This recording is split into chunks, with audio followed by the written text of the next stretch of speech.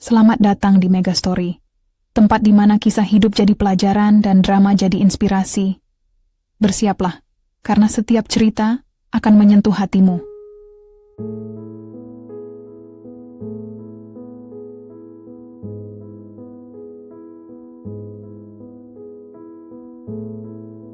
Nur memandangi wajah ibunya yang semakin pucat, jauh lebih pucat dari biasanya. Udara dingin ruang ICU terasa menusuk kulit, tapi ia tak peduli. Ia hanya bisa menggenggam tangan itu, tangan yang dulu selalu hangat, yang pernah menenangkan ketika ia menangis, yang pernah membersihkan keringat di dahinya saat demam, dan yang pernah membelai rambutnya sambil membacakan dongeng. Tapi sekarang, tangan itu mulai kehilangan kehangatan. Jantung berdetak lemah di monitor. Nur mendekatkan telinga ke bibir ibunya yang bergerak pelan, mencoba menangkap suara serak yang hampir tak terdengar. "Jangan sedih, sayang." Kalimat itu cukup untuk membuat air mata Nur langsung meledak. Pipi putihnya basah dalam sekejap. Ia menempelkan keningnya pada tangan ibu, merasakan dingin yang mulai menjalar. Maafin Nur," bisiknya, suara seraknya nyaris tak terdengar di antara bunyi alat medis yang berderak-derak. Ibu tidak menjawab, hanya napas pendek yang tersisa. Detik berikutnya, monitor berbunyi panjang.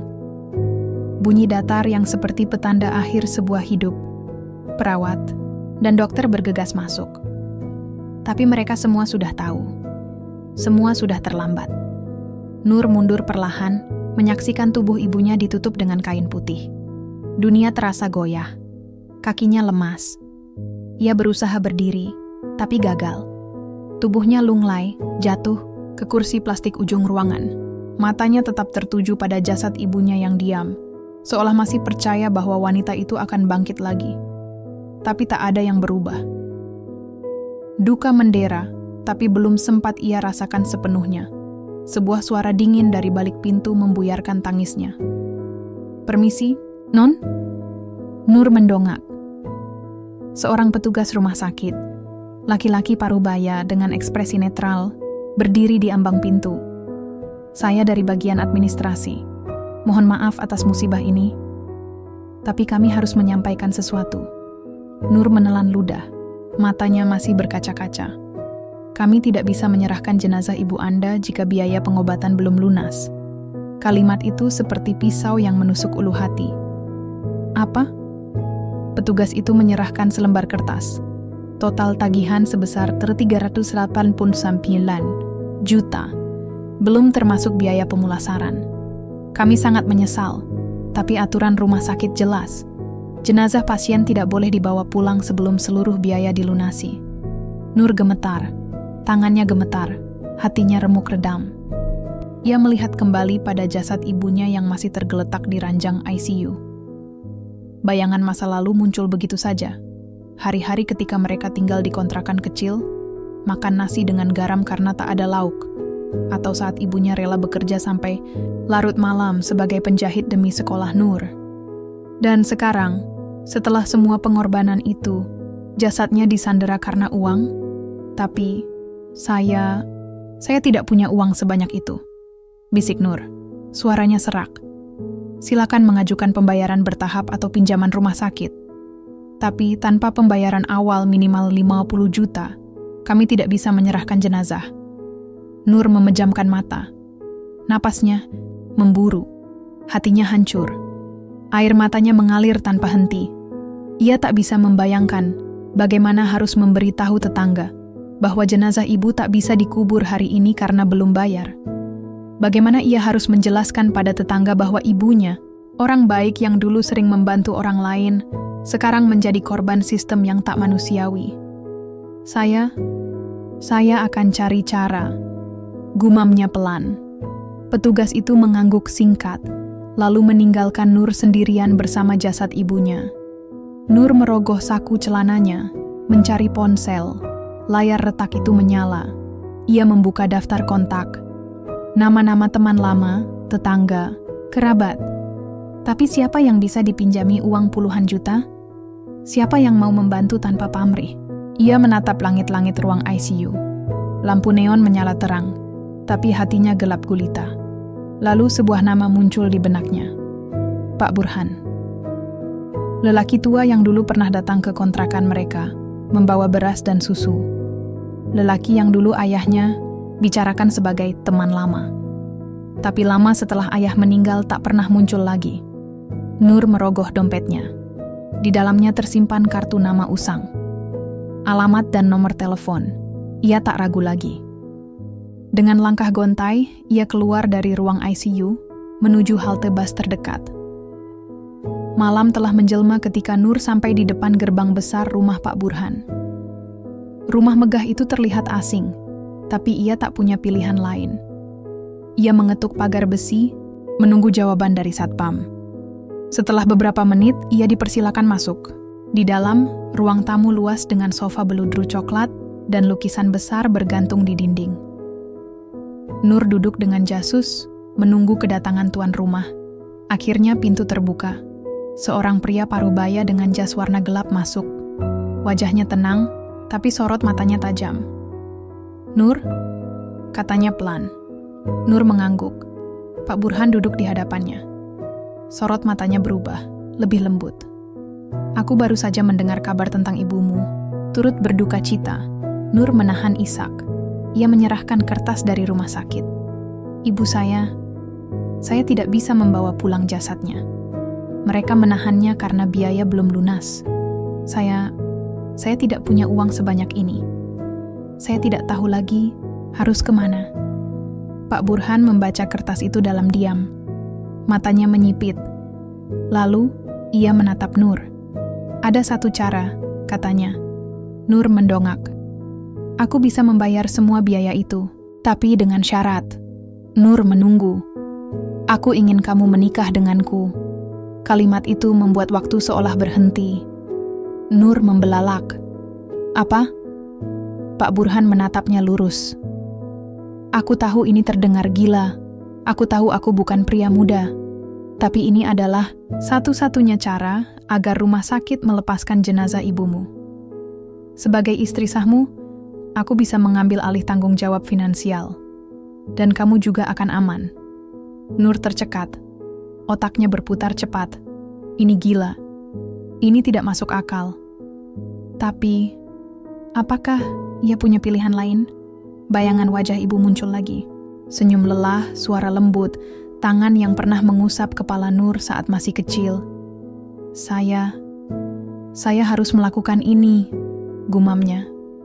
Pak Burhan mengangguk. "Aku tidak akan menyakitimu.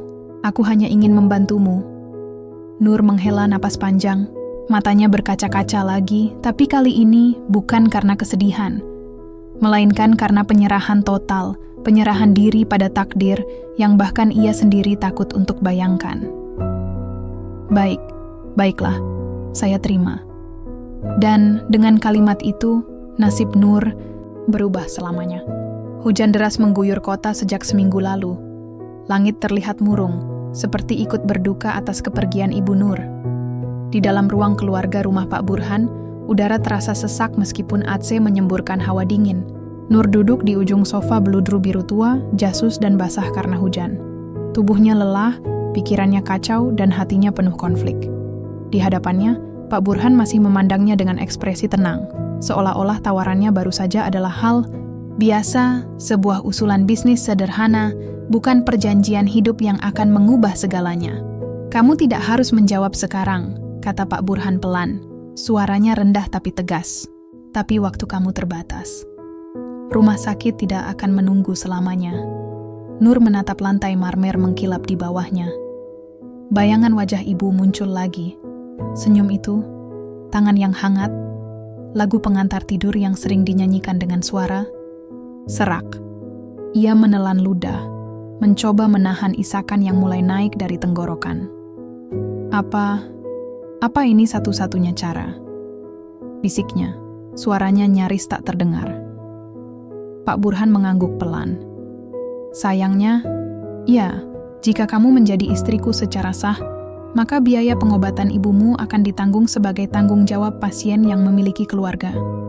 Aku juga bisa langsung melunasinya hari ini jika kamu setuju." Nur diam. matanya berkaca-kaca. Hatinya memberontak, tapi akal sehatnya berkata lain. Ia tak punya siapa-siapa lagi. Tidak ada kerabat dekat, tidak ada tetangga yang sanggup membantu.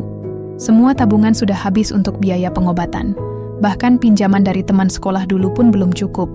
Ia menatap Pak Burhan. Pria itu tampak begitu asing baginya. Wajahnya keras. Rambutnya mulai memutih. Tubuhnya tinggi besar tapi tidak menyeramkan. Sorot matanya tidak kasar, tapi juga tidak ramah. Hanya tenang. Seperti air danau yang dalam, yang tak bisa ditebak arusnya. "Kenapa Bapak menawarkan ini pada saya?" tanya Nur perlahan. Pak Burhan termenung sejenak, lalu menjawab, "Aku kenal ibumu. Dulu, sebelum kamu lahir, kami pernah bekerja bersama. Aku merasa bertanggung jawab padanya, dan sekarang aku merasa sama terhadapmu." Nur mengernyit. "Tapi, kita bahkan tidak saling mengenal." "Itu benar," Pak Burhan tersenyum samar. "Tapi aku tahu siapa ibumu. Aku tahu betapa sulitnya hidup yang ia lalui. Dan aku tahu, jika ia masih hidup, ia pasti ingin kamu selamat. Aku hanya ingin membantumu selamat." Kalimat itu membuat Nur menunduk. Hatinya teraduk. Ini semua terasa tidak nyata. Seolah-olah ia sedang mimpi buruk yang tak bisa bangun-bangun. Tapi realita tak pernah membiarkannya lari. "Saya butuh waktu," gumamnya. Pak Burhan mengangguk. "Ambil sebanyak yang kamu butuhkan. Tapi ingat, jenazah ibumu tidak bisa disimpan selamanya. Mereka hanya menunda pemulasaran selama 2 hari dari hari ini. 2 hari. Cukup singkat bagi seseorang yang harus memutuskan masa depannya sendiri."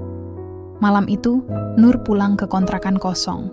Hujan masih turun deras, membuat jalanan becek dan langit gelap gulita. Ia masuk ke dalam kamar sempit yang dulunya dibagi bersama ibu. Segala sesuatu masih seperti dulu. Kasur tipis di lantai, gantungan baju dari kayu, meja belajar usang tempat. Ia menuntaskan kuliahnya. Ia duduk di tepi kasur, menatap foto ibu di ponselnya. Foto terakhir mereka. Di sebuah pasar tradisional, ibu tersenyum lebar. Rambutnya diikat cepat, tangan kirinya memegang plastik sayuran, tangan kanannya melingkar di pundak Nur. Lagi-lagi, air mata mengalir tanpa sadar. Bagaimana bisa hidupnya runtuh hanya dalam beberapa hari? Dulu, ia masih punya harapan bahwa ibu akan sembuh. Masih punya keyakinan bahwa Tuhan akan memberi jalan keluar. Tapi sekarang, ia mengambil baju ibu dari lemari. Bau parfum yang familiar menyergapnya. Ia mendekap baju itu erat-erat, seolah-olah bisa merasakan kehangatan ibu kembali. "Aku tidak tahu harus apa," bisiknya, suaranya gemetar. "Maafkan Nur." Esok pagi, ia datang kembali ke rumah Pak Burhan. Kali ini, wajahnya lebih tenang. Matanya masih sembab, tapi sorotnya sudah bulat. Pak Burhan menyambutnya dengan anggukan ringan. "Kamu sudah putuskan." Nur menarik napas panjang. Lalu, dengan suara mantap walau hatinya masih ragu, ia berkata, "Saya terima tawaran Bapak, Pak." Burhan menatapnya lama. Lalu, ia tersenyum. Senyum yang tak sampai ke matanya. "Baiklah, aku akan urus semuanya hari ini." Beberapa jam kemudian, Nur sudah berada di kantor catatan sipil. Surat nikah telah ditandatangani. Akad dilangsungkan dengan saksi dari pihak rumah sakit dan petugas agama setempat. Upacara itu sangat singkat, hanya berlangsung 15 menit. Tidak ada acara resepsi, tidak ada ucapan selamat, tidak ada doa restu dari keluarga besar, hanya tanda tangan di kolom kosong dan penyerahan cincin sederhana dari emas kuning. Setelah itu, jenazah ibu resmi dilepaskan oleh rumah sakit. Nur berdiri di depan peti mati, menatap wajah ibu yang sudah dibersihkan. Air mata jatuh lagi, tapi kali ini campur dengan rasa lega dan penyesalan. Apakah ini harga yang pantas ia bayar demi membawa pulang jasad orang yang paling ia cintai? Ia tidak tahu. Yang ia tahu, sejak hari itu, ia bukan lagi Nur yang dulu. Ia bukan lagi gadis muda yang punya masa depan cerah, yang punya impian besar, yang punya kebebasan. Kini, ia adalah istri dari seorang duda tua bernama Pak Burhan. Seorang pria yang tak ia kenal, yang tak ia cintai, dan yang mungkin tak pernah Ia percayai sepenuhnya, tapi ia sudah menandatangani surat itu. Dan tak ada jalan untuk mundur lagi. Hari itu, langit terlihat murung. Awan tebal menggantung rendah, seolah ikut berduka atas apa yang akan terjadi. Tidak ada angin, tapi hawa dingin menyusup ke dalam ruang catatan sipil kecil yang biasa digunakan untuk pendaftaran nikah atau perceraian. Di sana, Nur duduk di kursi plastik keras, jasus dan lelah, wajahnya tanpa ekspresi. Pakaian pengantin sederhana membalut tubuhnya. Bukan gaun mewah dengan payet dan rendah seperti yang pernah ia bayangkan suatu hari nanti. Tapi kain putih polos dengan kerudung tipis dan sedikit sulaman emas di pinggirannya. Ia tidak menolak ketika petugas datanya membawakan baju itu. Ia juga tidak protes saat riasan wajahnya dibuat sederhana, cukup agar tampak layak di foto. Tapi mata itu tak bisa disembunyikan. Masih sembab dari tangisan semalam. Sorotnya kosong, seolah-olah jiwa yang seharusnya mengisi tubuh itu telah pergi entah kemana. Di hadapannya, Pak Burhan sudah duduk manis. Jas hitamnya rapi, dasi gelap melingkar sempurna di lehernya. Rambutnya disisir rapi ke belakang, pipi tirusnya tetap tanpa senyum. Ia terlihat tenang, bahkan lebih seperti orang yang sedang menandatangani kontrak bisnis daripada menjalani akad nikah. Petugas pencatat nikah, seorang laki-laki parubaya dengan jas biru tua, duduk di meja kayu usang, membuka buku besar dan menyalakan mikrofon kecil untuk merekam prosesi. Dua orang saksi, seorang petugas rumah sakit, dan seorang staf administrasi catatan sipil, duduk di samping kanan dan kiri mempelai. "Saudara Burhan," ucap petugas itu dengan suara monoton, "apakah benar kamu ingin menikahi wanita bernama Nur dengan mahar sesuai kesepakatan?" "Iya." "Dan apakah kamu bersedia menjadi suami yang bertanggung jawab, menjaga, melindungi, dan memberinya nafkah lahir dan batin selama hidupmu?" "Iya." Nur mendengarkan jawaban itu tanpa reaksi. Hatinya beku. Tubuhnya hanya ada di sana karena harus. Ia merogoh saku bajunya, mencari ponsel, tapi tidak ada. Pak Burhan memintanya untuk tidak membawa alat elektronik selama prosesi, agar semua fokus pada janji ini, katanya tadi pagi. Kini, giliran Nur. "Nur, apakah kamu menerima Burhan sebagai suamimu?" Ia diam terlalu lama. Petugas itu mengetuk meja pelan. "Non Nur?" Suara itu membuatnya tersentak. Ia menelan ludah, menatap wajah pria asing di hadapannya. Lalu, dengan suara serak, ia berkata, "Ya, saya terima." "Apa kamu bersedia menjadi istri yang taat, setia, dan menjalankan kewajibanmu sebagai pasangan sah?" "Iya." Kalimat itu keluar begitu saja, kosong, tanpa makna, seperti doa yang diucapkan tanpa keyakinan. "Ijab kabul telah terucap," kata petugas itu. "Dengan demikian, sah sudah hubungan kalian sebagai suami istri secara hukum negara dan agama. Silakan tanda tangani surat nikah ini." Nur menandatangani tanpa membaca isinya. Tangannya gemetar, matanya berkaca-kaca lagi. Ia menahan napas, berusaha tidak menangis. Tapi air mata tetap menetes, satu persatu, membasahi kertas formulir resmi. Setelah semua selesai, Pak Burhan bangkit berdiri. Ia menyodorkan tangan. "Mari pulang." Nur mengangguk tanpa menatapnya. Ia merogoh dompetnya, mencari foto ibu yang biasanya selalu ia simpan. Tapi foto itu tidak ada. Mungkin tertinggal di kontrakan. Mungkin hilang. Mungkin, seperti dirinya, ia juga sudah tidak punya tempat lagi. Perjalanan pulang terasa panjang. Mobil mewah berwarna hitam melaju pelan di jalanan basah. Hujan mulai turun lagi. Tetesan air mengalir di kaca jendela, membuat pemandangan luar tampak buram. Nur duduk di kursi belakang sendirian. Pak Burhan duduk di depan, berbicara pelan dengan sopirnya. Ia menatap pantulan wajahnya di kaca. Wajah itu sama, tapi rasanya sangat asing. Ada cincin emas di jarinya. Cincin sederhana, tapi terasa berat. Seolah-olah itu adalah rantai tak terlihat yang mengikatnya pada sebuah takdir yang tidak ia inginkan. Beberapa jam kemudian, mobil berhenti di depan rumah besar bergaya kolonial, dengan pagar besi hitam dan taman luas di depannya. Rumah itu megah, tapi terasa dingin. Tidak ada bunga, tidak ada ornamen warna-warni, hanya batu, besi, dan dinding putih yang membentuk benteng bagi siapapun yang tinggal di dalamnya. Pak Burhan membukakan pintu untuknya. Ia masuk tanpa suara. Di dalam, udara terasa sejuk karena pendingin ruangan. Karpet tebal menutupi lantai, marmer.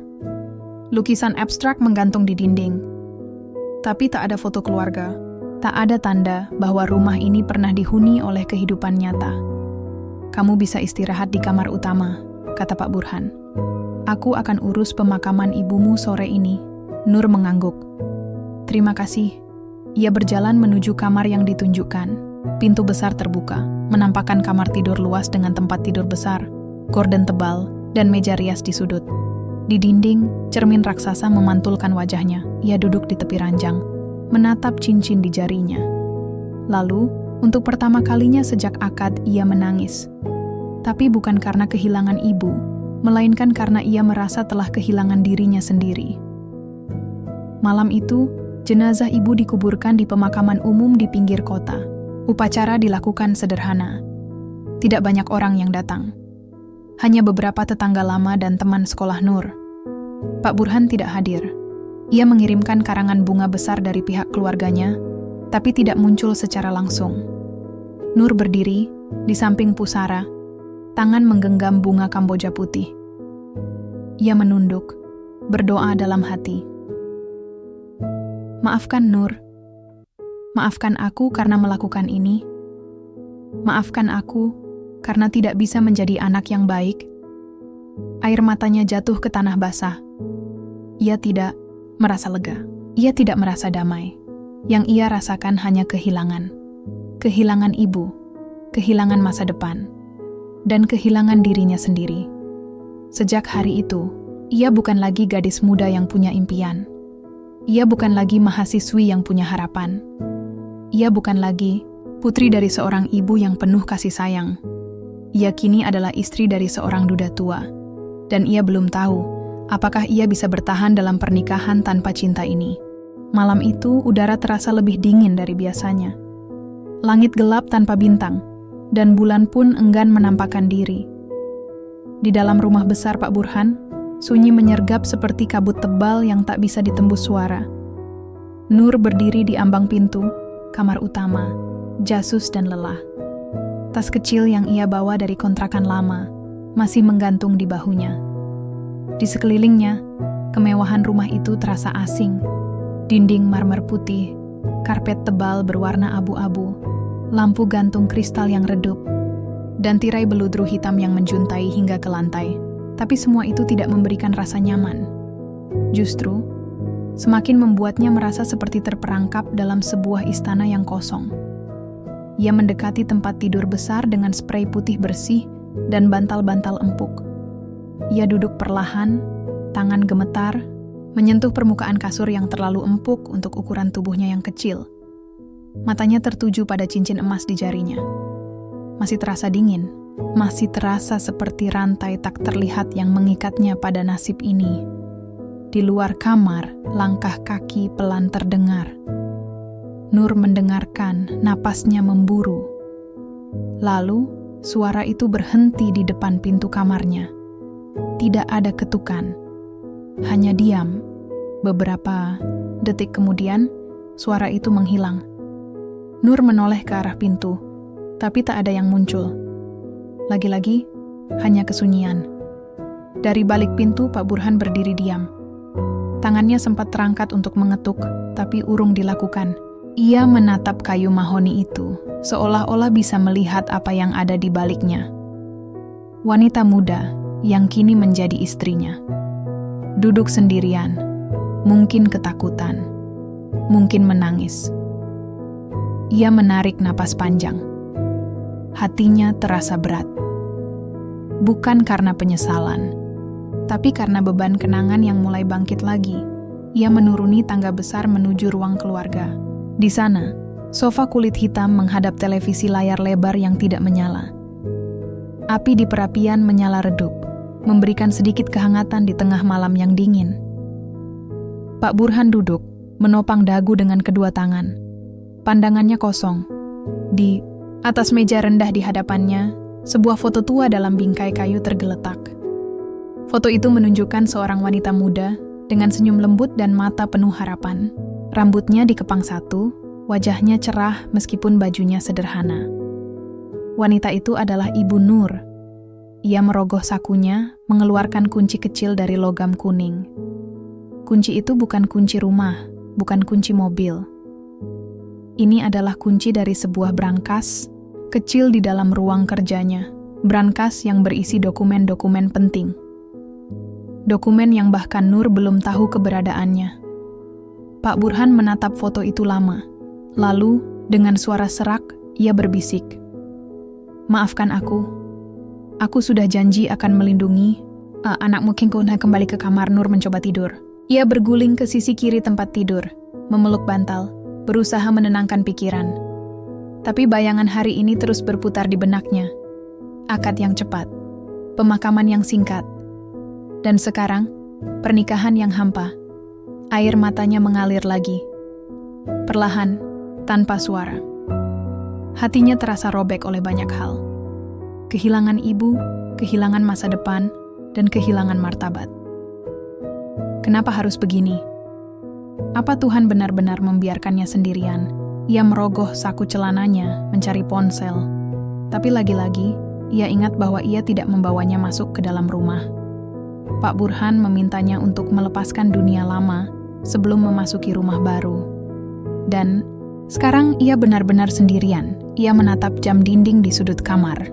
Pukul 10 malam. Tapi rasanya seperti pukul 12. Seperti tengah malam tanpa bulan. Ia bangkit dari tempat tidur, berjalan menuju jendela besar yang menghadap ke taman belakang. Cahaya redup dari lampu taman menyelimuti area itu dengan bayangan samar. Ia melihat sesosok bayangan di sana. Seseorang sedang berdiri di bawah pohon besar, menatap ke arah rumah. Nur mengerat-kerat kaca, mencoba melihat lebih jelas. Bayangan itu bergerak pergi begitu sadar diperhatikan. Jantungnya berdebar. Apakah itu Pak Burhan atau seseorang lain? Ia menutup tirai dengan cepat. Udara malam terasa lebih angker dari sebelumnya. Sementara itu, di ruang keluarga, Pak Burhan masih termenung. Ia membuka laci meja, mengambil secarik kertas usang yang telah ia lipat puluhan kali. Kertas itu tampak rapuh, tulisan di dalamnya sudah mulai pudar. Surat itu ditulis oleh Ibu Nur, bertanggal 15 tahun lalu. "Burhan, tolong jangan cari aku. Aku tidak pantas menjadi bagian dari hidupmu. Aku hanya seorang pembantu. Aku hanya seorang wanita biasa. Aku tak ingin menghancurkan segalanya untukmu. Tapi jika kamu membaca surat ini, maka mungkin kau sudah menemukan Nur. Jika itu terjadi, tolong jagalah dia. Aku percaya padamu." Pak Burhan menutup matanya, menahan air mata yang mulai naik. "Aku sudah menepati janjiku," bisiknya. "Tapi, apakah aku pantas?" Nur akhirnya tertidur, walau tidak nyenyak. Mimpi buruk datang silih berganti. Wajah ibu yang menangis, Pak Burhan yang diam menatapnya, dan suara pintu yang diketuk dari luar. Namun, pagi itu, ketika ia bangun, ia menyadari bahwa pintu kamarnya tidak terkunci. Bahkan, ia yakin bahwa ia tidak pernah mengunci pintu sejak pertama kali masuk. Dan Pak Burhan tidak pernah mencoba masuk.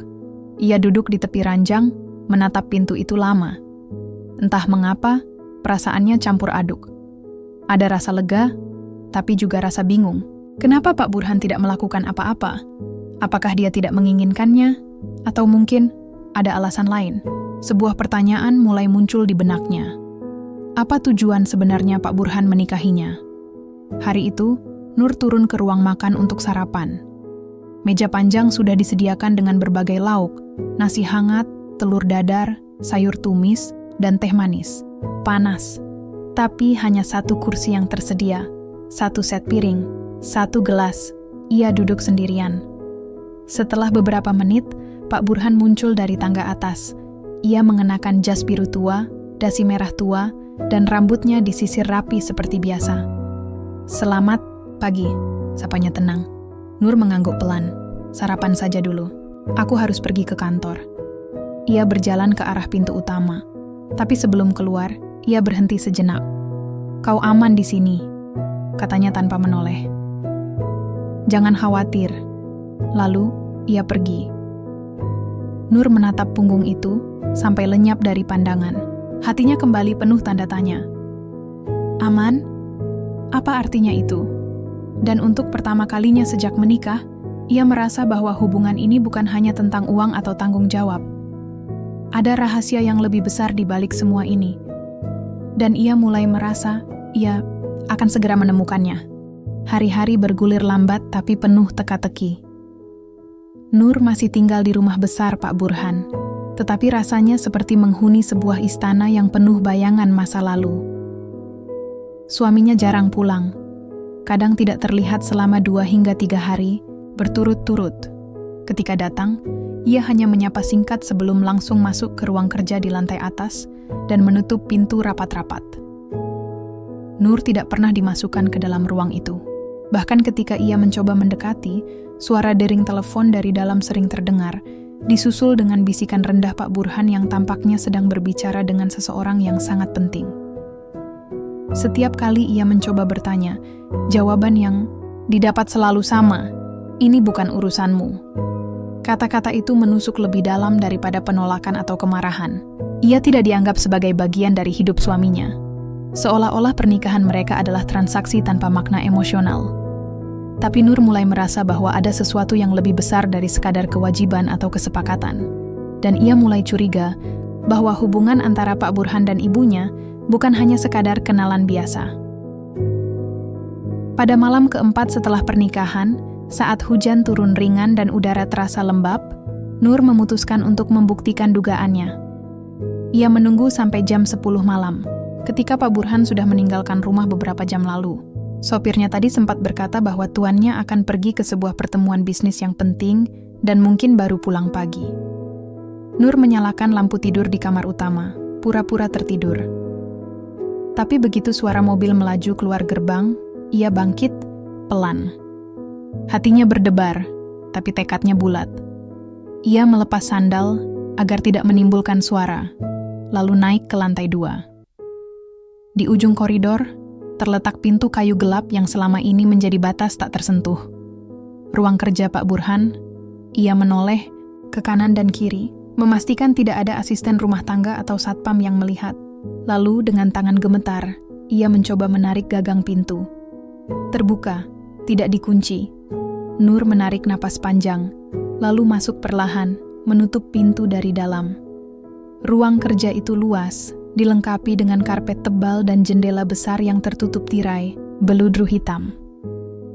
Di tengah ruangan, sebuah meja besar dari kayu mahoni menghadap ke arah kursi kulit hitam. Di dinding, rak buku menjulang tinggi, penuh dokumen, buku bisnis, dan beberapa foto lama. Nur langsung menuju meja itu. Ia membuka laci satu persatu, mencari sesuatu yang bisa memberinya jawaban. Dokumen tentang perusahaan, kontrak bisnis? Tidak. Lalu, di laci terakhir ia menemukan sebuah map coklat tua dengan label nama yang membuatnya tercekat. Siti Nurbaya, nama ibunya. Jantungnya berdetak keras. Tangannya gemetar saat membuka map itu. Di dalamnya terdapat beberapa lembar kertas yang tampaknya adalah salinan dari catatan medis rumah sakit. Namun bukan rumah sakit tempat ibunya dirawat sebelum meninggal. Ini adalah rumah sakit jiwa. Nur memperhatikan tanggalnya. 12 tahun yang lalu, ia terus membaca, dan mata semakin membelalak. Pasien, Siti Nurbaya, usia 34 tahun. Diagnosis awal, gangguan psikotik akut. Riwayat gangguan kecemasan dan depresi berat. Pasien juga mengalami halusinasi visual dan pendengaran. Direkomendasikan rawat inap intensif. Nur mundur selangkah. Napasnya tersengal-sengal, jantungnya berdebar cepat. Ia menutup map itu dengan tangan gemetar. Ibunya pernah dirawat di rumah sakit jiwa? Bagaimana bisa? Dan mengapa Pak Burhan memiliki dokumen ini? Di sudut meja, ia melihat sebuah surat yang terlipat rapi. Ia membukanya. Surat itu ditulis dengan tinta biru dan tulisan tangan yang familiar, tulisan ibunya. Burhan, aku tidak tahu lagi harus kemana. Aku merasa semua orang membenciku. Aku merasa seperti monster. Aku takut aku akan melukai Nur jika aku terus seperti ini. Tolong jaga dia. Aku percaya padamu. Aku harap kamu bisa melindungi anakku, bahkan jika aku tidak pantas menjadi ibunya. Nur menutup matanya, menahan isakan. Air mata jatuh tanpa sadar. Hatinya hancur. Bukan hanya karena isi surat itu, tapi karena ia baru menyadari betapa banyak hal tentang ibunya yang tidak pernah ia ketahui. Ibunya bukan hanya wanita lemah yang bekerja keras demi anaknya. Ibunya adalah wanita yang berjuang melawan sesuatu yang jauh lebih besar. Sesuatu yang tidak pernah ia ceritakan pada siapapun. Termasuk padanya. Nur membuka laci lain, mencari lebih banyak dokumen. Ia menemukan surat lain, kali ini dari sebuah Yayasan Kesehatan Mental. Permohonan bantuan biaya pengobatan untuk pasien Siti Nurbaya telah kami terima. Namun, karena riwayat penyakit kronis dan tidak adanya ahli waris resmi, kami tidak dapat memberikan bantuan penuh. Kami menyarankan pasien untuk dicari penjamin dari pihak keluarga dekat. Penjamin? Nur mengernyit. Lalu, ia menemukan dokumen tambahan. Sebuah formulir penjaminan dari rumah sakit tersebut yang menandatangani Burhan Malik. Tanggal 10 Januari 2013, lebih dari 10 tahun lalu. Itu artinya, Pak Burhan bukan hanya mengenal ibunya. Ia adalah orang yang merawatnya. Ia adalah orang yang mengambil tanggung jawab atas kesehatannya. Ia adalah orang yang berjanji untuk menjaganya. Dan mungkin, ia juga adalah orang yang tahu segalanya tentang penyakit ibunya, tentang masa lalunya, dan mungkin juga tentang rahasia yang selama ini disembunyikan dari Nur sendiri. Langkah kaki di tangga membuat Nur tersentak. Ia buru-buru menyimpan semua dokumen ke dalam map dan menyembunyikannya di balik bajunya. Lalu, ia berlari kecil keluar dari ruang kerja, menutup pintu dengan hati-hati. Beberapa detik kemudian, Pak Burhan muncul di ujung koridor. Wajahnya tenang, tapi sorot matanya tajam. Kamu belum tidur? Nur menelan ludah. Saya hanya ingin minum air. Maaf kalau membuat Bapak khawatir. Pak Burhan diam sejenak, lalu mengangguk. Tidurlah. Besok akan ada banyak hal yang harus kita bicarakan. Nur menatapnya. Ingin sekali ia bertanya. Tapi ia tahu, belum waktunya, belum. Ia hanya tersenyum samar, lalu berjalan pergi. Namun langkah-langkahnya terasa lebih ringan. Karena untuk pertama kalinya, ia yakin ada kebenaran di balik semua ini. Dan ia akan menemukannya. Malam itu, di kamarnya, Nur duduk di tepi ranjang, memegang map itu erat-erat. Matanya basah, pikirannya penuh. Ia bukan hanya menikahi seorang duda tua. Ia menikahi seorang pria yang mungkin lebih mengenal ibunya daripada dirinya sendiri. Dan mungkin, ia juga menikahi seorang pria yang menyimpan rahasia yang bisa mengubah hidupnya selamanya. Nur tidak bisa tidur semalaman. Peta kebenaran mulai terbentuk di benaknya, tapi masih jauh dari lengkap. Ia memiliki dokumen-dokumen penting tentang masa lalu ibunya, dan kini ia tahu bahwa Pak Burhan lebih dari sekadar kenalan biasa. Ia adalah orang yang pernah menjaga ibunya ketika sakit, mungkin juga orang yang paling dekat dengan rahasia hidupnya. Tapi itu belum cukup. Ia butuh jawaban. Ia butuh kepastian. Dan ia tahu, jawaban itu tidak hanya ada dalam rumah ini. Jawaban itu tersebar di antara orang-orang lama yang pernah mengenal ibunya. Pagi itu, Nur memutuskan untuk pergi keluar tanpa memberitahu Pak Burhan. Ia berpakaian sederhana, mengenakan kerudung panjang dan jaket tipis. Setelah menunggu sopir keluar untuk membawakan mobil cadangan, ia menyelinap keluar lewat pintu belakang dan naik taksi menuju sebuah gang sempit di pinggiran kota, tempat kontrakan lama mereka dulu tinggal. Kota itu tidak besar, tapi sudah banyak berubah. Gedung-gedung baru berdiri, jalanan beraspal rapi menggantikan jalan tanah, dan wajah-wajah asing mengisi setiap sudut. Tapi di balik semua itu, masih ada 1 atau 2 wajah lama yang mungkin ingat pada Siti Nurbaya, wanita baik hati yang dulu tinggal di sana bersama putrinya yang masih kecil. Setelah bertanya-tanya, ia akhirnya menemukan rumah tua Mbah Rina, tetangga sekaligus teman akrab ibunya dulu. Perempuan tua itu kini tinggal sendirian di sebuah rumah panggung kayu yang mulai lapuk dimakan usia. "Nur?" Mbah Rina mengucek matanya, hampir tidak percaya. "Wah, ya Allah. Kamu betulan Nur? Anaknya Bu Siti?" Nur tersenyum samar. "Iya Mbah, saya pulang." Mbah Rina langsung mempersilakannya masuk. Di dalam, aroma kayu dan rempah-rempah mengisi ruangan. Bau obat tradisional yang hangat, campur dengan kenangan lama. "Duduk, duduk. Minum teh dulu," ujar Mbah Rina ramah, sambil menyiapkan gelas. Dan cangkir Nur menerima teh itu dengan tangan gemetar. Matanya berkaca-kaca lagi. Tapi kali ini, bukan karena kesedihan, melainkan karena rindu. "Saya ingin tanya sesuatu, Mbah," katanya pelan. Mbah Rina menatapnya dengan tatapan lembut. "Apa saja, Nak? Aku pasti jawab." Nur menarik napas panjang. "Apa Mbah pernah dengar tentang hubungan ibu saya dengan seorang pria bernama Pak Burhan Malik?" Wajah Mbah Rina langsung berubah. Sorot matanya mengeras, senyumnya menghilang. Ia diam beberapa saat sebelum akhirnya berkata, "Burhan Malik. Ya Tuhan, masih ingat aku sama dia." Nur mendekat. Jantungnya berdebar. "Apa yang Mbah tahu tentang mereka?" Mbah Rina menyeruput tehnya perlahan, seolah-olah mencari kata yang tepat untuk membuka lembaran masa lalu yang telah lama tertutup. Dulunya, sekitar 15 tahun lalu, Bu Siti bekerja sebagai asisten rumah tangga di rumah keluarga Burhan. Keluarga itu kaya raya, rumah besar, mobil mewah, bisnis tersebar di mana-mana. Tapi Bu Siti cuma pembantu. Hanya seorang wanita muda yang harus bertahan hidup setelah suaminya meninggal. Nur diam mendengarkan, hatinya mulai sesak. Tapi, entah kenapa Pak Burhan, anak sulung keluarga itu, mulai sering dekat dengan Bu Siti. Awalnya cuman basa-basi, tapi lama-lama sampai jatuh cinta. Kalimat itu membuat Nur menegang. "Jatuh cinta?" Mbah Rina mengangguk.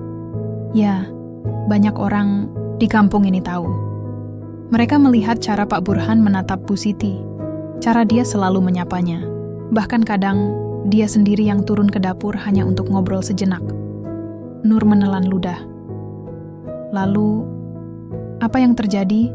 Mbah Rina menghela napas panjang. "Cinta itu tidak bisa. Keluarga besar Burhan tidak terima. Mereka bilang, Bu Siti cuma pembantu, tidak pantas jadi istri tuan muda.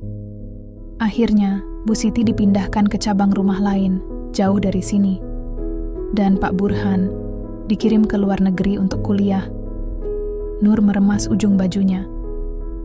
"Tapi, apakah mereka pernah punya hubungan resmi?" Mbah Rina menggeleng. "Tidak, cuman cinta yang tidak kesampaian. Tapi, Bu Siti pernah cerita padaku kalau Pak Burhan pernah bilang akan datang lagi, akan menjemputnya. Tapi entah kenapa, Bu Siti malah pergi duluan, pindah ke sini, mulai hidup baru.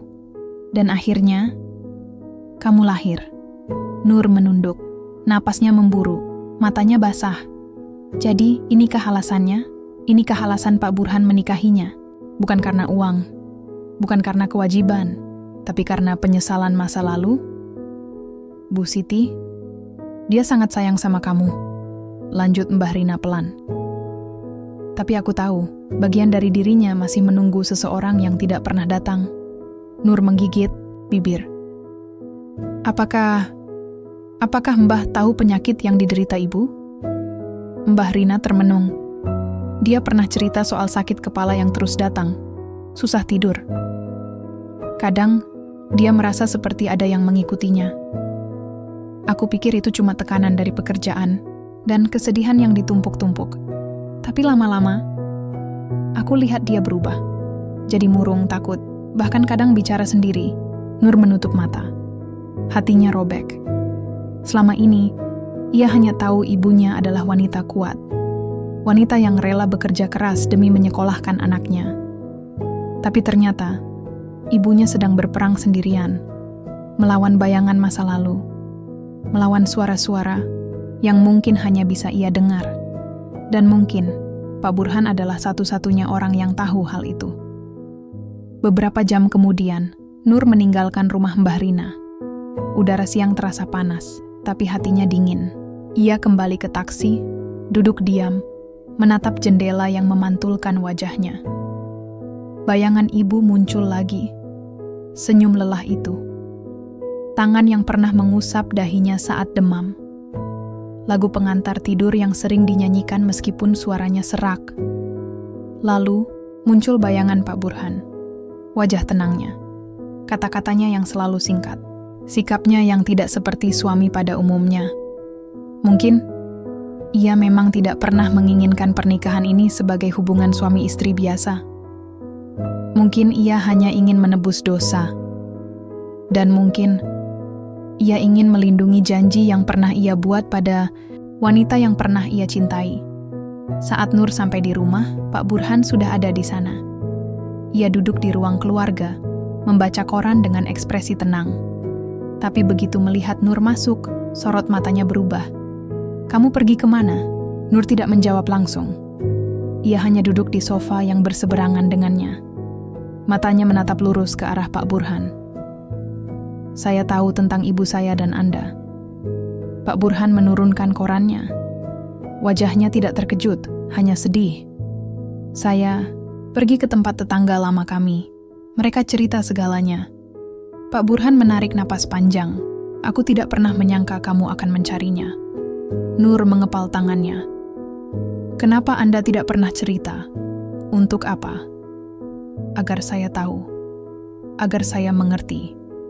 Mengapa Anda menikahi saya?" Pak Burhan diam. Lalu, dengan suara rendah, ia berkata, "Aku tidak menikahimu karena cinta. Aku menikahimu karena janji." Nur membelalak.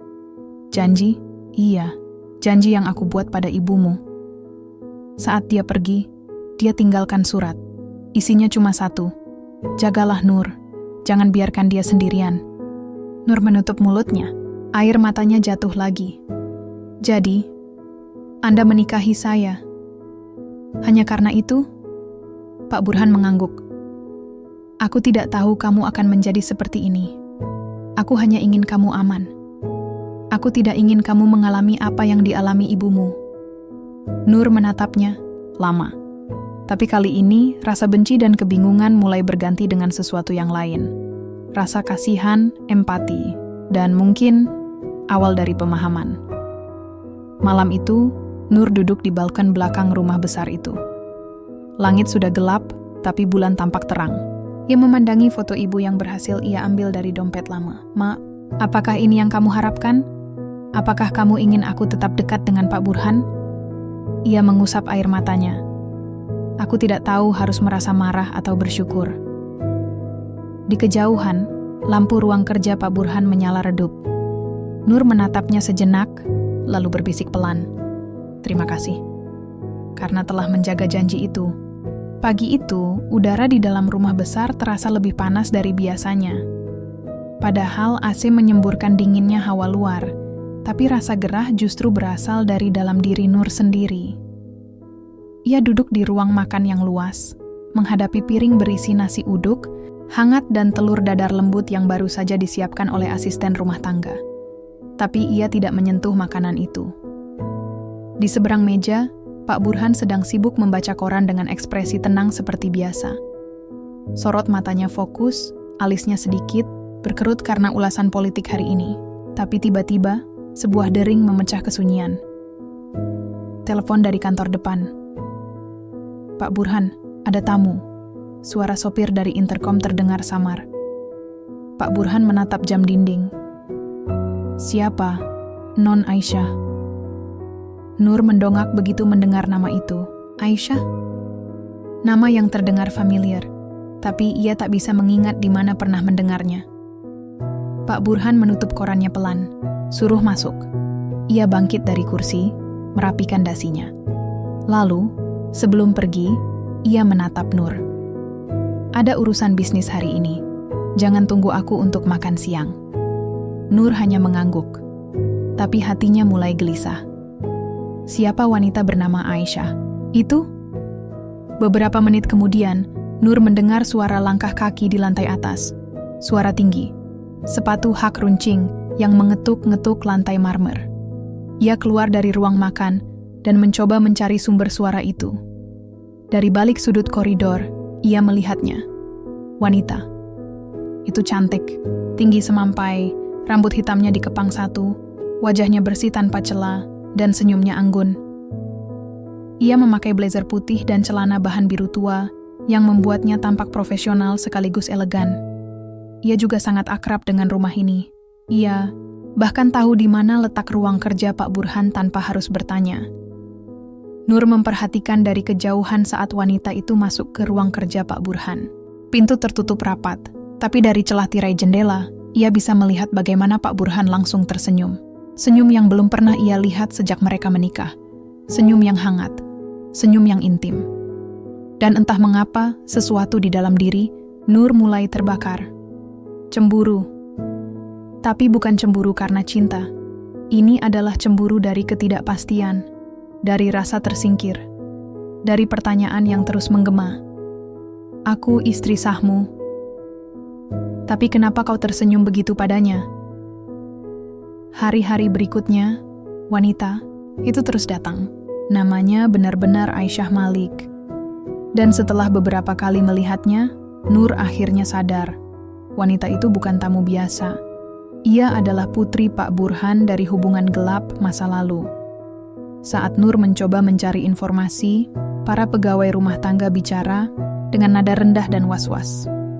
Iya, Non Aisyah itu anak tuan muda dari dulu. Cuma, statusnya tidak resmi. Keluarga besar tidak terima, jadi dia dibesarkan oleh ibunya di luar kota. Sekarang sudah dewasa, sering pulang ke sini. Nur menelan ludah. Hatinya terasa sakit. Bukan karena Pak Burhan memiliki anak di luar nikah, itu bisa dimaklumi. Tapi karena ia merasa semakin tidak penting, Pak Burhan jarang pulang ke kamarnya, jarang menanyakan kabarnya. Bahkan percakapan mereka pun menjadi formal, seperti antara majikan dan pembantu. Sementara dengan Aisyah, ia bicara dengan santai, tertawa ringan, dan bahkan terlihat seperti ayah yang penuh kasih sayang. Aisyah ini pintar sekali, katanya suatu malam saat mereka sedang makan malam bersama. Dia baru saja menyelesaikan program magister di bidang manajemen kesehatan. Dia ingin bekerja di rumah sakit kita. Nur menggerakkan garpunya di atas piring. Oh, bagus sekali. Pak Burhan mengangguk. Aku pikir akan kuajak dia ke kantor besok. Ada beberapa proyek penting yang bisa ia bantu. Nur diam, matanya menatap piring. Tapi pikirannya sedang berontak. Kenapa tidak pernah kamu ajak aku ke kantor? Kenapa tidak pernah kamu tunjukkan pada orang-orang bahwa aku adalah istrimu? Tapi ia tidak bisa protes. Ia tidak punya hak. Atau mungkin, ia hanya tidak layak untuk itu. Malam itu, setelah Pak Burhan dan Aisyah selesai berbicara di ruang kerja, Nur melihat bagaimana Pak Burhan mengantarkan Aisyah sampai ke mobilnya. Ia berdiri di balkon atas, menyaksikan dari kejauhan. Cahaya lampu taman menyelimuti dua sosok itu. Lalu, hal yang membuat Nur benar-benar terluka terjadi. Pak Burhan memeluk Aisyah. Sebuah pelukan singkat, tapi penuh makna. Sebuah pelukan yang terasa lebih hangat daripada sentuhan apapun yang pernah ia dapatkan sejak menikah. Air mata jatuh tanpa sadar. Ia menutup tirai perlahan, lalu berjalan ke kamar. Di sana, ia duduk di tepi ranjang, menatap cincin emas di jarinya. Cincin ini? Apa artinya? Apa aku benar-benar istri sahmu? Atau hanya alat untuk melunasi hutang masa lalu? Ia menangis lagi. Tapi kali ini, bukan karena kehilangan ibu, melainkan karena ia merasa, meskipun telah menikah, ia tetap sendirian. Keesokan paginya, Pak Burhan memanggil Nur ke ruang kerja. Ia duduk di belakang meja, wajahnya serius. Di hadapannya, sebuah amplop coklat tebal. Ini untukmu, katanya, menyodorkan amplop itu. Nur menerima dengan tangan gemetar. Ia membukanya perlahan. Isinya adalah surat penjaminan pendidikan dari universitas ternama. Biaya kuliah selama 2 tahun penuh. Aku sudah bicara dengan rektor. Kamu bisa masuk semester depan. Jurusan psikologi. Nur membelalak. Psikologi? Ya, aku tahu kamu pernah bilang ingin kuliah di bidang itu. Hanya saja, dulu tidak sempat. Nur menunduk. Napasnya memburu. Air matanya jatuh lagi. Kenapa? Kenapa sekarang? Pak Burhan menatapnya. Karena aku menyadari, kamu bukan hanya janji yang harus aku tepati. Kamu juga manusia yang punya masa depan. Nur menggigit bibir. Ingin ia menjawab. Ingin ia bertanya tentang Aisyah. Tentang pelukan tadi malam.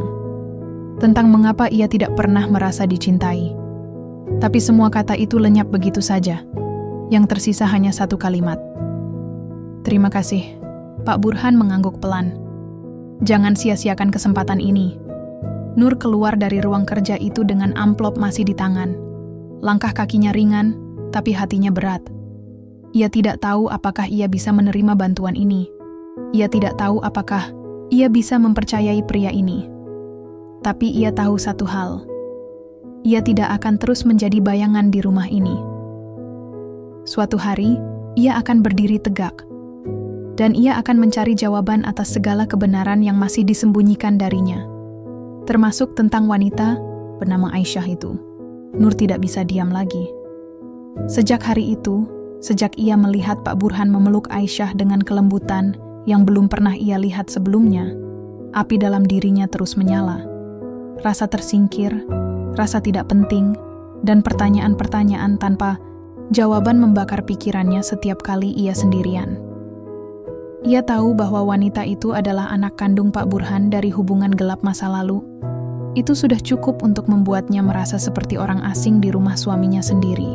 Tapi ada sesuatu yang lebih besar dari sekadar cemburu atau penolakan. Ada sesuatu yang disembunyikan. Dan Nur bertekad menemukannya. Saat hujan deras mengguyur kota malam itu, Nur memutuskan untuk mengambil langkah nekat. Setelah beberapa hari, mengawasi gerak-gerik Pak Burhan secara diam-diam, ia akhirnya mendapat informasi yang ia cari.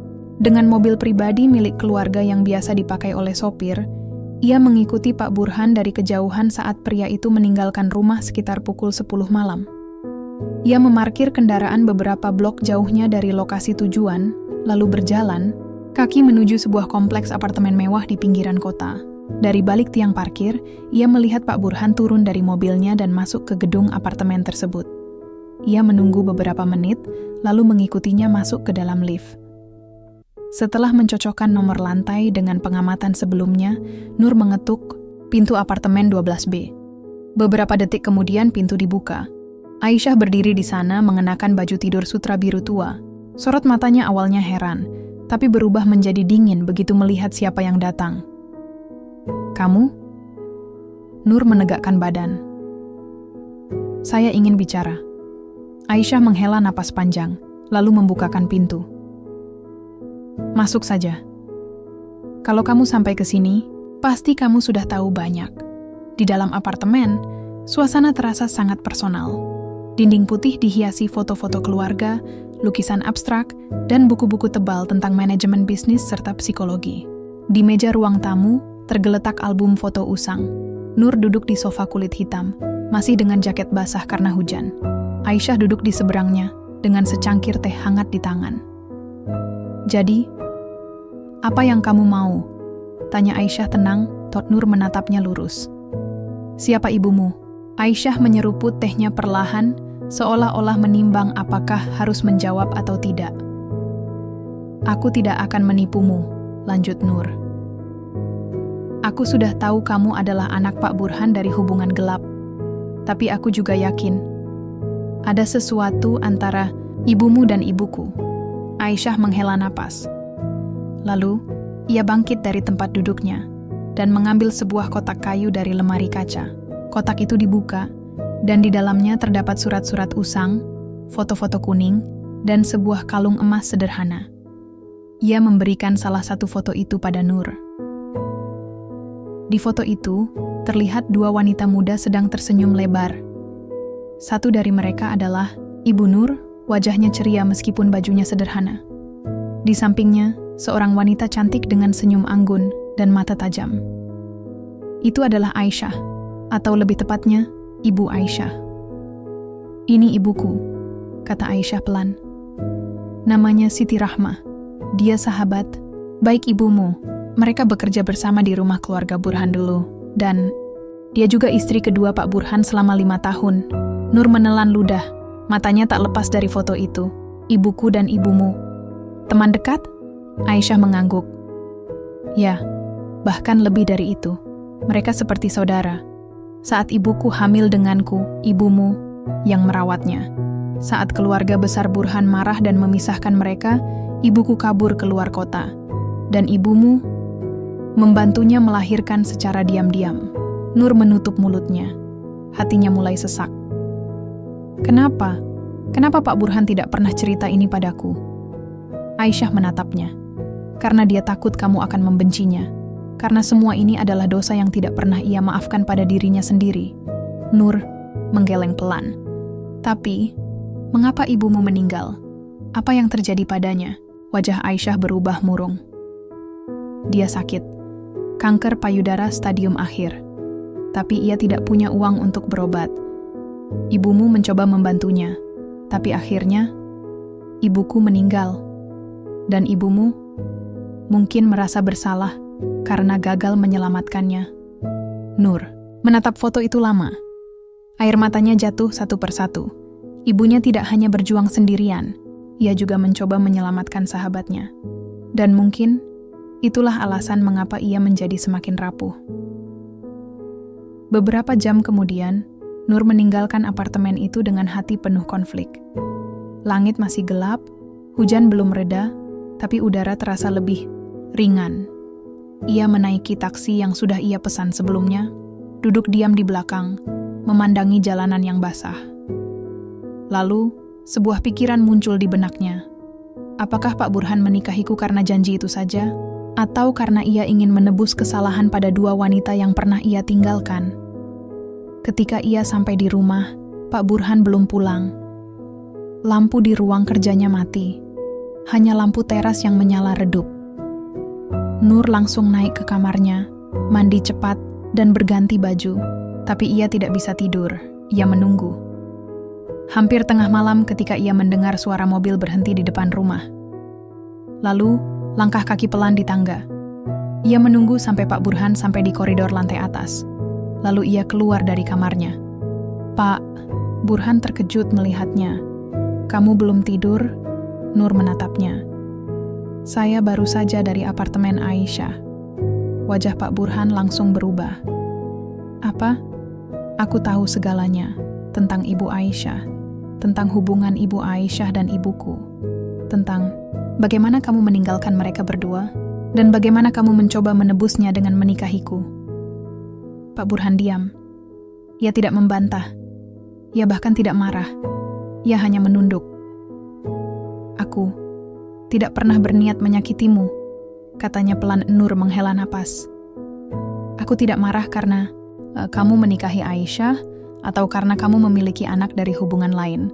Aku marah karena kamu membuatku merasa tidak penting. Seperti aku hanya alat untuk menebus dosamu."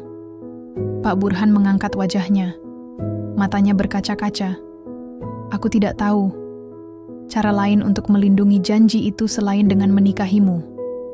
Aku tidak tahu cara lain untuk menjaga agar kamu tidak mengalami nasib yang sama seperti ibumu dan Ibu Aisyah." Nur diam. Lalu, dengan suara rendah ia berkata, "Tapi kamu tidak perlu melindungi janji itu sendirian. Kamu bisa membaginya denganku. Kamu bisa percaya padaku." Pak Burhan menatapnya lama.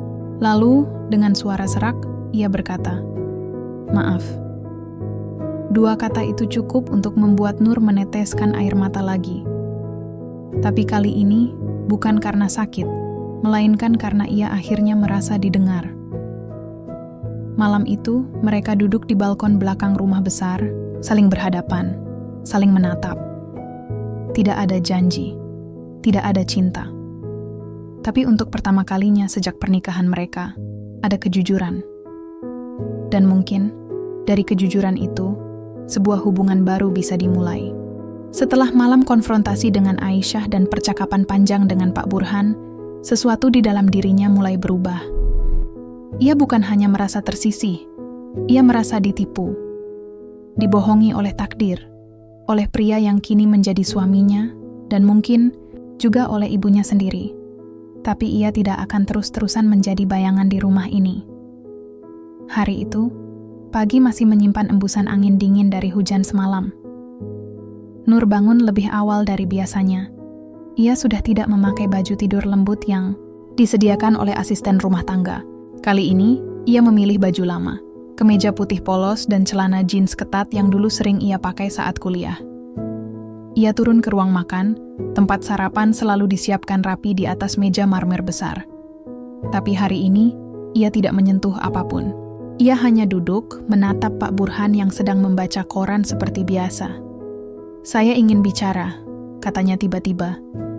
Pak Burhan mengangkat wajahnya. "Apa?" "Aku tidak mau hidup seperti ini lagi." Pak Burhan menutup korannya perlahan. "Maksudmu?" "Aku tidak mau jadi istri yang hanya dibiarkan hidup tanpa tujuan. Aku tidak mau jadi alat untuk menebus dosamu. Aku ingin tahu apa sebenarnya posisiku di sini. Apakah aku benar-benar istri sahmu? Atau cuma penjaga janji yang kamu buat 20 tahun lalu?" Suaranya gemetar, tapi matanya tajam. Hatinya berdebar keras, tapi ia tetap duduk tegak. Pak Burhan menatapnya lama. Lalu, dengan tenang, ia berkata, "Aku tidak pernah punya niat untuk membuatmu merasa tidak penting. Tapi kamu melakukannya," jawab Nur cepat. "Kamu tidak pernah mengikut sertakanku dalam hidupmu. Kamu tidak pernah memberitahuku tentang masa lalu. Kamu bahkan tidak pernah memperlakukanku sebagai istri. Aku seperti penghuni yang kamu izinkan tinggal di rumah ini, tapi bukan bagian dari keluargamu." Pak Burhan diam. Napasnya berat, sorot matanya sedih. "Aku tidak ingin menyakitimu," ujarnya pelan. "Itulah kenapa aku tidak pernah menyentuhmu. Itulah kenapa aku tidak pernah mencoba membangun hubungan yang lebih dari sekadar perlindungan." Nur mendelik. "Jadi begitu? Aku cuma proyek amal?" "Bukan." Pak Burhan langsung menyanggah. "Kamu adalah satu-satunya hal yang tersisa dari cinta yang pernah aku rasakan. Dan aku takut, jika aku mencintaimu secara berlebihan, maka aku akan menghancurkanmu seperti dulu." Nur menahan napas. "Cinta?" bisiknya. Pak Burhan mengangguk. "Ya, cinta yang salah tempat. Cinta yang dulu hampir menghancurkan segalanya. Aku tidak ingin sejarah itu terulang." Nur menatapnya. Matanya berkaca-kaca lagi. Tapi kali ini, bukan karena kesedihan, melainkan karena ia akhirnya mendapat jawaban. Beberapa jam kemudian, mereka duduk di ruang kerja Pak Burhan. Di antara mereka, sebuah map tebal terbuka. Isinya adalah surat-surat usang, foto-foto kuning, dan dokumen-dokumen yang belum pernah Nur lihat sebelumnya. "Ini semua tentang ibumu," kata Pak Burhan, membuka lembar pertama. Surat-surat yang ia tulis untukku, catatan medis, bahkan beberapa rekaman psikolog yang pernah menangani penyakitnya. Nur membacanya pelan-pelan, hati-hati. Setiap kalimat terasa menusuk, tapi ia terus membaca. "Burhan, aku takut. Aku takut aku akan gagal menjadi ibu yang baik. Aku takut aku akan menyakiti Nur. Tolong, jagalah dia jika suatu hari aku tidak bisa." Air mata jatuh di kertas itu. "Kenapa kamu menyimpan semua ini?" tanyanya dengan suara serak. "Karena aku tidak ingin kamu mengalami apa yang dialami ibumu. Aku tidak ingin kamu merasa sendirian. Aku tidak ingin kamu merasa bahwa dunia ini tidak adil." Nur menutup mata sejenak. "Tapi kamu tidak bisa melindungi orang dengan cara menyembunyikan kebenaran darinya." Pak Burhan menghela napas. "Aku tahu itu sekarang." Ia menatap Nur lurus-lurus. "Aku menikahimu bukan untuk memiliki, bukan untuk mengambil. Aku menikahimu agar kamu aman. Agar kamu tidak perlu menjual dirimu untuk membawa pulang jasad ibumu. Aku menikahimu agar kamu bisa hidup layak, tanpa harus melalui apa yang dialami ibumu dulu. Nur menatapnya lama. Lalu, dengan suara rendah, ia bertanya, "Lalu kenapa kamu tidak pernah bilang ini padaku dari awal?" Pak Burhan menggeleng pelan. "Karena aku takut. Takut kamu akan membenciku. Takut kamu akan pergi. Takut aku akan kehilangan satu-satunya warisan dari cinta yang pernah aku miliki." Warisan dari cinta? Nur memandangi wajah pria tua itu. Wajah yang dulunya asing, kini terasa familiar. Wajah yang mungkin pernah dilihat ibunya dengan harapan dan keraguan. Dan entah mengapa, untuk pertama kalinya, ia merasa ada ikatan yang lebih dalam dari sekadar perjanjian. Ada ikatan darah, ada ikatan jiwa, ada ikatan masa lalu yang kini mulai menyambung kembali. Sore itu, Nur duduk di balkon belakang rumah besar, memandangi langit yang mulai memerah. Angin sepoi-sepoi menyentuh wajahnya. Ia masih memegang salah satu surat dari ibunya. "Aku percaya pada Pak Burhan. Jika suatu hari aku tidak bisa menjagamu, tolong biarkan dia melanjutkan tugasku." Nur menutup surat itu pelan. Hatinya masih sakit. Tapi kini, ia tidak merasa sendirian. Ia tahu siapa dirinya. Ia tahu siapa ibunya. Dan ia tahu siapa Pak Burhan. Bukan hanya suaminya, tapi juga ayahnya. Nur tidak bisa tidur semalaman. Pernyataan Pak Burhan masih terngiang di telinganya. "Aku menikahimu bukan untuk memiliki, tapi untuk melindungi." Kalimat itu terus berputar dalam benaknya seperti sebuah mantra yang tak bisa ia hentikan. Ia merasa bukan istri, bukan anak, bukan bagian dari hidup siapapun. Hanya proyek penyesalan seorang pria tua yang mencoba menebus dosa-dosa masa lalu dengan mengorbankan masa depan seseorang yang tidak tahu apa-apa. Ia bangun pagi-pagi sekali saat udara masih dingin dan burung-burung belum berkicau riang. Langit masih gelap, hanya lampu jalan yang menyala redup di luar rumah besar itu. Ia duduk di tepi ranjang, menatap foto ibunya yang tersimpan dalam dompet usang. Lalu, tanpa pikir panjang, ia mulai mengemasi barang-barangnya. Pakaian, uang tunai, sedikit yang ia ambil dari laci meja, ponsel, dan map dokumen rahasia yang telah ia simpan selama ini. Dokumen tentang penyakit ibunya, surat-surat lama dari Aisyah, dan bahkan salinan catatan medis dari masa lalu Pak Burhan. Ia harus pergi, ia tidak bisa tinggal satu hari lagi di tempat ini. Saat matahari mulai naik, Nur sudah berada di luar gerbang rumah besar. Ia memakai jaket tebal dan kerudung panjang agar tidak dikenali oleh sopir atau satpam. Ia memesan taksi lewat aplikasi dan begitu kendaraan datang, ia langsung masuk tanpa menoleh ke belakang. Perjalanan menuju stasiun bus berlangsung dalam diam. Udara pagi terasa menusuk kulit, tapi hatinya lebih dingin lagi. Ia menatap jendela mobil, memandangi kota yang perlahan bangun dari tidurnya. Kota yang dulunya ia anggap sebagai tempat perlindungan, kini terasa seperti penjara besar. Beberapa jam kemudian, ia sudah duduk di dalam bus antar kota, kursi pojok belakang, tasnya di pangku, pandangan kosong keluar jendela. Tujuan? Entah. Yang penting, ia harus pergi jauh dari Pak Burhan. Jauh dari bayangannya.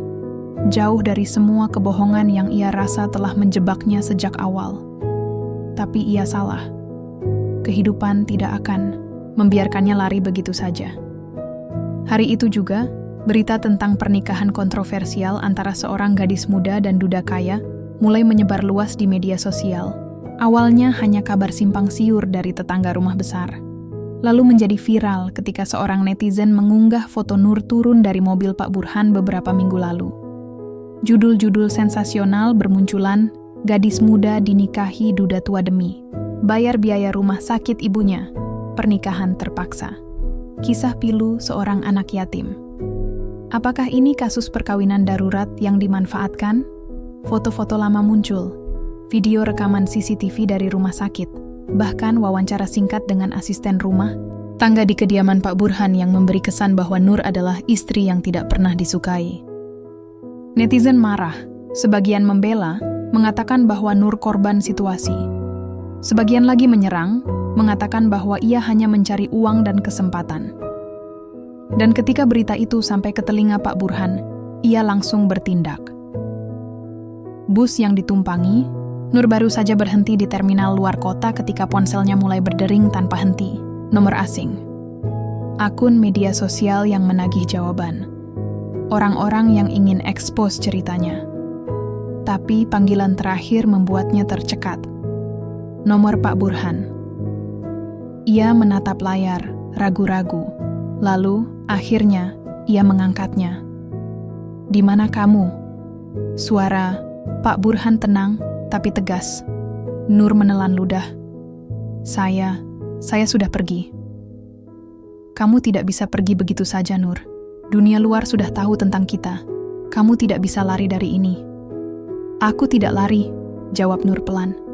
"Aku hanya ingin hidupku kembali." Pak Burhan diam sejenak. Lalu, dengan suara rendah, ia berkata, "Kalau kamu pergi sekarang, kamu akan jadi bulan-bulanan mereka. Kamu akan jadi korban gosip murahan. Kamu akan kehilangan segalanya, termasuk martabatmu." Nur menutup matanya. Ia tahu Pak Burhan benar, tapi ia juga tahu ia tidak bisa kembali ke rumah itu sebagai seorang istri. "Aku tidak bisa kembali ke sana," bisiknya. "Aku tidak bisa hidup seperti ini, seperti boneka yang kamu kendalikan. Maka jadilah pemain utama dalam ceritamu sendiri," jawab Pak Burhan. "Tapi jangan lakukan ini sendirian. Izinkan aku membantumu." Nur menggigit bibir, hatinya bimbang, antara percaya dan tidak percaya, antara ingin melawan dan ingin menyerah. Akhirnya, ia menghela napas panjang. "Baiklah. Tapi kali ini, aku yang menentukan aturan." 2 hari kemudian, Nur kembali ke rumah besar itu. Tapi bukan sebagai istri yang patuh, bukan sebagai alat penebus dosa, melainkan sebagai wanita dewasa yang ingin mengambil kembali hidupnya. Pak Burhan menyambutnya tanpa protes, tanpa marah. Hanya menatapnya dengan tatapan yang berbeda, lebih hormat, lebih rendah hati. "Ini rumahmu juga," katanya. "Selama kamu mau, kamu bebas menentukan apa yang ingin kamu lakukan di sini." Nur mengangguk pelan. "Aku ingin bicara pada media. Aku ingin menjelaskan semuanya. Tapi aku ingin melakukan ini dengan caraku." Pak Burhan menyetujui. "Aku akan bantu. Tapi kamu harus siap. Dunia luar tidak akan mudah menerimamu." Nur menatapnya lurus-lurus. "Aku tidak peduli. Aku hanya ingin menjadi diriku sendiri, bukan bayangan masa lalu orang lain." Beberapa hari setelah pengumuman itu, konferensi pers digelar. Nur tampil dengan baju sederhana, wajah tanpa makeup berlebihan. Di sampingnya, Pak Burhan duduk dengan ekspresi tenang. Ia menjawab pertanyaan wartawan dengan jujur. Ia ceritakan tentang ibunya, tentang kondisi finansial yang membuatnya terpaksa menikah, tentang fakta bahwa ia adalah hasil dari hubungan terlarang Pak Burhan dan ibunya. Ia tidak malu, ia tidak takut, ia hanya ingin dunia tahu. Ia bukan korban, ia adalah pejuang. Media menyiarkan berita itu secara luas. Reaksi publik bercampur aduk. Ada yang memujinya karena berani, ada yang masih mengecam. Tapi bagi Nur, itu semua tidak penting. Yang penting adalah satu hal. Ia sudah merebut kembali hidupnya. Dan ia akan terus melangkah maju. Hujan turun deras pagi itu. Langit tampak murung, seolah-olah ikut menangisi apa yang akan terjadi. Nur duduk di ruang kerja Pak Burhan, jasus dan lelah. Tangan gemetar memegang sebuah amplop coklat tua yang baru saja ia temukan di brankas pribadi suaminya, atau lebih tepatnya, ayah kandungnya. Amplop itu tidak berlabel, tidak ada nama pengirim, hanya tulisan tangan ibunya yang langsung ia kenali. Huruf-huruf kecil yang rapi, tapi penuh makna. Untuk Nur, jika kamu sampai membaca ini, maka mungkin aku sudah tiada. Maafkan ibu, karena segalanya. Nur menahan napas. Matanya berkaca-kaca. Ia melirik ke arah Pak Burhan yang duduk diam di sofa, kulit hitam, menatapnya dengan ekspresi campur aduk antara penyesalan dan ketakutan. Mereka berdua tahu ini adalah saat yang tak bisa ditunda lagi. Dengan tangan gemetar, Nur membuka amplop itu. Surat itu panjang. Terdiri dari beberapa lembar kertas, usang yang tampaknya telah ditulis bertahun-tahun lalu. Di bagian awal, ibunya bercerita tentang masa mudanya, tentang bagaimana ia bekerja sebagai asisten rumah tangga di keluarga Burhan, tentang bagaimana ia pertama kali mengenal Pak Burhan, dan tentang perasaan yang mulai tumbuh meskipun ia tahu, itu salah, aku mencintainya, aku tahu itu tidak pantas, aku hanya pembantu, sedangkan dia tuan muda kaya raya. Tapi cinta itu datang tanpa izin, dan akhirnya, aku hamil. Dengan anak laki-laki atau perempuan, aku tidak peduli, yang penting adalah keselamatanmu. Nur menelan ludah, air matanya jatuh tanpa sadar. Hatinya berdebar keras.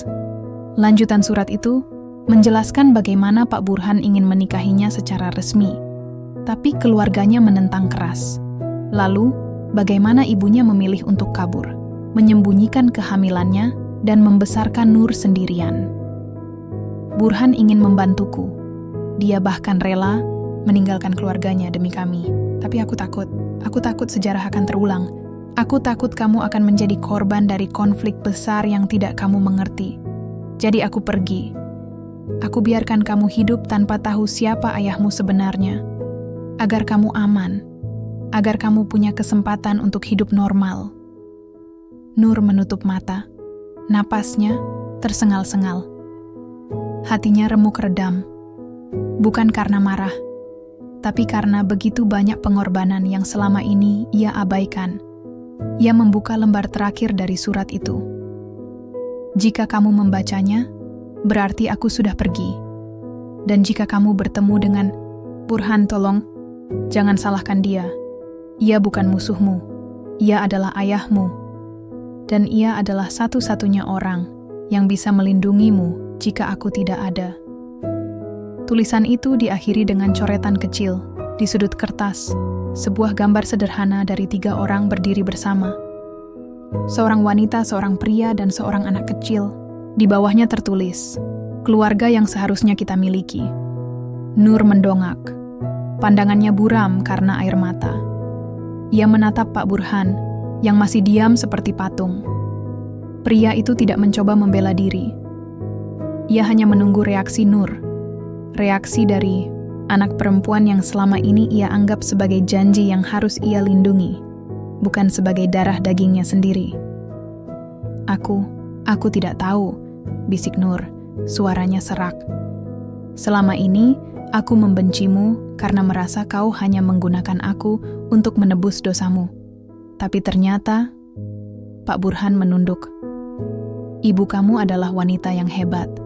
Ia rela kehilangan cinta, rela kehilangan nyawa, hanya agar kamu bisa hidup layak. Nur menggeleng pelan. Dia juga manusia. Dia juga butuh pertolongan. Tapi ia tetap memilih untuk melindungiku, bahkan dengan cara yang membuatku merasa sendirian. Pak Burhan menghela napas. Itulah kekuatan seorang ibu. Nur diam. Lalu dengan suara rendah ia bertanya, "Kenapa kamu tidak pernah bilang ini padaku dari awal?" Pak Burhan menatapnya lurus. "Karena aku takut. Aku takut kamu akan membenciku. Aku takut kamu akan pergi. Aku takut kamu akan merasa bahwa hubungan kita adalah sesuatu yang salah." Nur menatapnya lama. Lalu, dengan suara pelan, ia berkata, "Mungkin, iya, awalnya semua ini terasa salah. Tapi sekarang, aku tahu ini adalah bagian dari takdir. Aku tahu ini adalah jalan yang harus kita lalui." Pak Burhan tidak menjawab. Ia hanya menatapnya dengan tatapan yang sulit dijelaskan, campuran rasa haru, penyesalan, dan semacam rasa syukur yang tak terucapkan. Beberapa jam kemudian, Nur duduk di balkon belakang rumah besar itu, membawa map dokumen beserta surat wasiat ibunya. Langit sudah mulai cerah, hujan telah reda. Udara terasa lebih ringan. Di sebelahnya, Pak Burhan duduk dalam diam. Tapi kali ini, tidak ada jarak, tidak ada ketegangan. Hanya keheningan yang damai. "Ada satu hal yang ingin aku tanyakan," kata Nur perlahan. "Tanya saja." Kalau ibu tidak pernah menulis surat ini, kalau aku tidak pernah menemukan semua ini, apakah kamu akan tetap diam? Apakah kamu akan membiarkanku hidup tanpa tahu siapa ayahku sebenarnya? Pak Burhan diam cukup lama.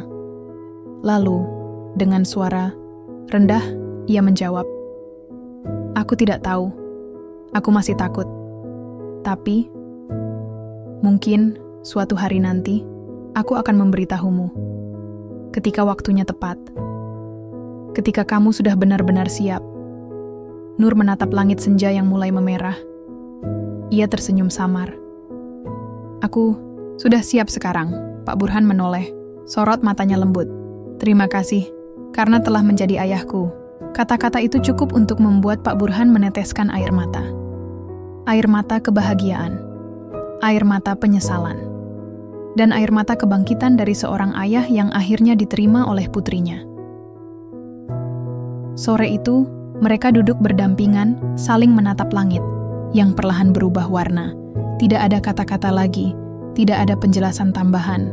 Cukup dengan kehadiran mereka berdua, cukup dengan pengakuan yang telah disampaikan.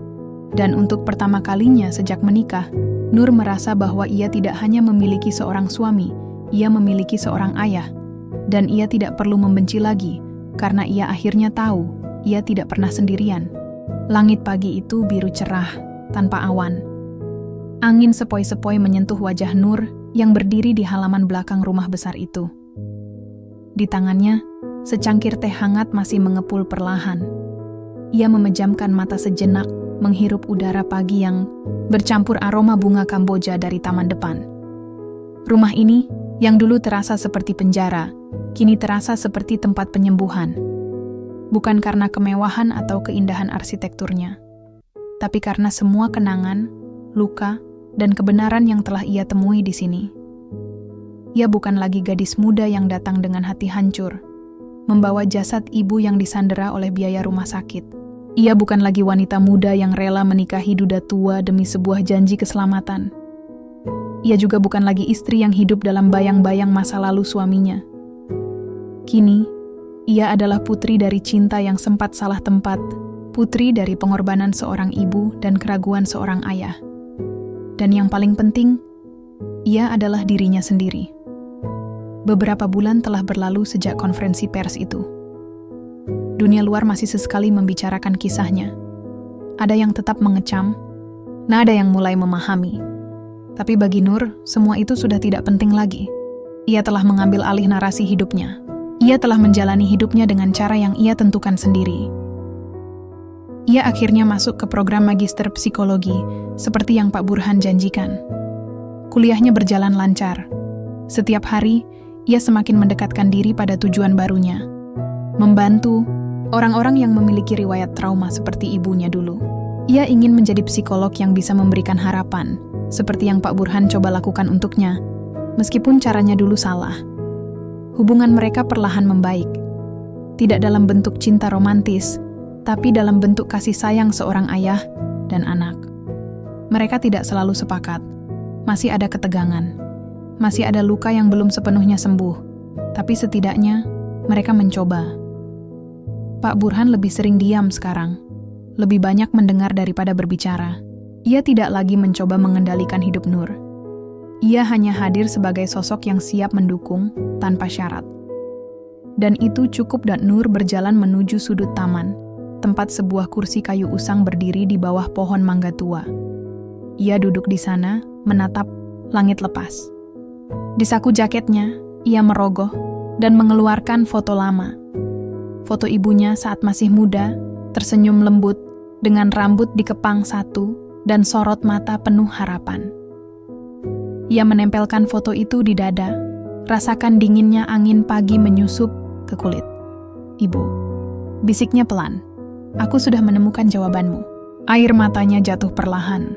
"Aku sudah tahu siapa aku. Aku sudah tahu siapa ayah. Aku sudah tahu kenapa kamu memilih jalan ini, dan aku memaafkanmu." Ia menarik napas panjang, lalu melanjutkan, "Aku tidak akan hidup dalam bayanganmu lagi.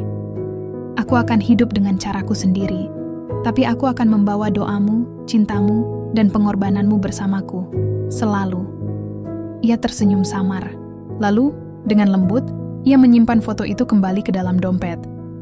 Saat ia kembali ke dalam rumah, Pak Burhan sedang duduk di ruang keluarga. Ia sedang membaca koran, tapi begitu mendengar langkah kaki Nur, ia menoleh. "Kamu sudah lama di luar," katanya pelan. Nur tersenyum. "Hanya ingin bicara dengan ibu, meskipun hanya lewat kenangan." Pak Burhan mengangguk. Ia bangkit dari kursi, lalu duduk di sofa yang sama dengan Nur. Beberapa detik berlalu dalam diam. Lalu, dengan suara rendah, ia berkata, "Terima kasih, karena tetap di sini." Nur menatapnya. "Aku tidak tinggal di sini karena kamu. Aku tinggal di sini karena aku harus menghadapi masa lalu. Dan sekarang, aku merasa aku punya tempat untuk pulang." Pak Burhan menatapnya lama. Sorot matanya lembut. Hatinya tenang. "Kalau kamu butuh apapun, aku di sini." Nur mengangguk. "Aku tahu. Mereka tidak perlu kata-kata lagi. Cukup dengan tatapan, cukup dengan kehadiran. Karena kali ini, mereka tidak lagi berdiri sebagai dua jiwa yang saling menyembunyikan rahasia. Mereka adalah ayah dan anak yang sedang belajar untuk saling memahami." Beberapa minggu kemudian, Nur mengirimkan surat lamaran kerja ke sebuah yayasan kesehatan mental. Ia akan menjadi relawan psikolog untuk anak-anak yatim piatu. Ia tahu ia tidak bisa mengubah masa lalu, tapi ia percaya ia bisa membantu masa depan anak-anak lain agar tidak merasa sendirian seperti dirinya dulu. Di meja kerjanya tergeletak map dokumen lama, surat-surat ibu, foto-foto kenangan, dan salinan catatan medis. Tapi kini, semuanya tidak lagi menjadi beban. Semuanya menjadi bagian dari identitasnya. Ia bukan lagi korban. Ia adalah pejuang. Ia adalah hasil dari cinta yang tertunda. Ia adalah warisan dari seorang ibu yang berjuang tanpa pamrih. Dan ia adalah putri dari seorang ayah yang akhirnya berhasil menemukannya kembali. Di malam hari, Nur kembali ke balkon belakang. Langit penuh bintang. Udara sejuk menyelimuti tubuhnya. Ia menatap langit, lalu berbisik pelan. "Ibu, Ayah, terima kasih karena telah membuatku menjadi seperti ini. Terima kasih karena telah mengizinkanku bertahan." Lalu, dengan senyum samar di bibir, ia menutup mata sejenak. Dan untuk pertama kalinya dalam hidupnya, ia merasa damai.